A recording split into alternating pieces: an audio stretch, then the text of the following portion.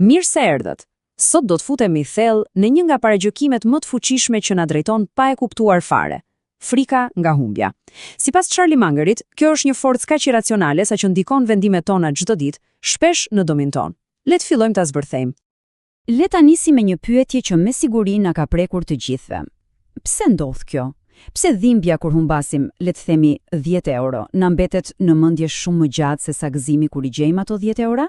E po, përgjigjja është e fshehur thellë në mënyrën se si është programuar truri ynë. Dhe ja ku e kemi konceptin kryesor.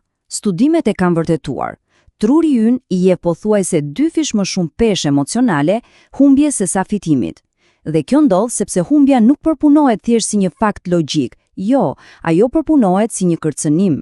Praktikisht, aktivizon qendrat tona të frikës duke anashkaluar komplet pjesën racionale të trurit. Ky grafik e tregon këtë ide në mënyrë perfekte, apo jo? Kënaqësia kur fitojmë 1 euro jep trurit një nxitje me vlerë le të themi 1, por dhimbja kur humbasim po atë euro, e po, ajo ka një ndikim 2 fish më të fortë, me vlerë 2. Pikërisht ky raport 2-1 është arsyera pse jemi kaq të motivuar për të mbrojtur atë që tashmë kemi, shumë më tepër se sa për të rrezikuar për të fituar diçka të re. Dhe kjo thënie e Charlie Mungerit e gëzhdon iden. Mendojeni pak. Edhe kur fitimi i mundshëm është 2 fish i humbjes, shumica prej nesh zgjedhin rrugën e sigurt, thjesht dhe vetëm për të shmangur atë dhimbjen e hidhur të humbjes. Po mirë, si duket kjo frikë në botën reale, në praktik? Le të analizojmë një shembull shumë konkret. Historia e 2 restoranteve që u përballën me të njëjtin problem, por ndoqën rrugë krejtësisht të kundërta. Ktu i kemi protagonistët tanë. Në njërin anë kemi restorantin Bella Vita, i cili bie kokë këmp në kurtin e frikës nga humbja, dhe në anën tjetër restorantin Urban Bite, i cili gjen një zgjidhje të bazuar në logjik. Tani le të shohim se si këto dy qasje ndikuan në fatin e tyre. Ja ku qëndron ndryshimi thelbësor, menaxheri i Bella Vitas arsyeton kështu.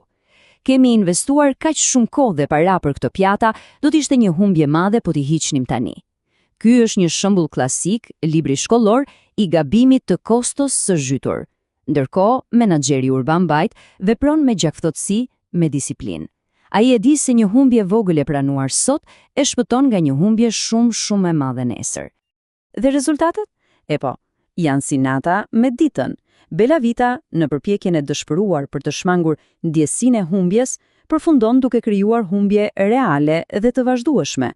Kuzhina bllokohet, ushqimet prishen.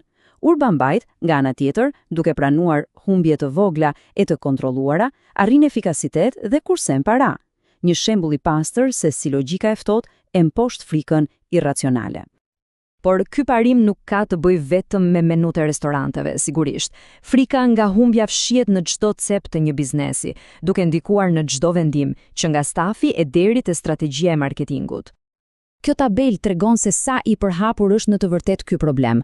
Për shembull, mendoni për pronarin që nuk i rrit çmillet nga frika se do humbas klient, edhe pse kostot janë rritur me 15%, apo menaxherin që nuk e largon një punonjës të dobët sepse është këtu që nga fillimi nuk dua ta humb. Këto janë vendime të drejtuara pastër nga emocionet dhe dëmtojnë performancën reale të biznesit. Kjo thënie e Mungerit e përmbledh problemin në mënyrë të shkëlqyer. Në vend që të sulmojmë problemin, për shembull, të heqim një produkt të dështuar ose të largojmë një punonjës jo efektiv, frika na detyron të kalojmë në mbrojtje, dhe kjo mbrojtje na mban të bllokuar në një cikël humbjesh të vogla por të vazhdueshme. Mirë, deri tani kemi identifikuar problemin. Tani vjen pjesa më e rëndësishme. Çfarë bëjmë për të? Si e luftojmë këtë prirje iracionale? Ka mënyra shumë konkrete për ta menaxhuar, madje për ta përdorur në avantazhin ton. Këtu janë 5 strategji të qarta dhe praktike. Së pari, prano humbjet e vogla. Është shumë më mirë të pranosh një humbje të vogël sot se sa të përballesh me një katastrofë të vërtet nesër. Së dyti, përdor të dhëna, jo ndjenja. Vendos një afat. Nëse diçka nuk funksionon brenda 90 ditësh, hiqe. Dhe më e rëndësishmja nga të gjitha, ndaje egon nga vendimi.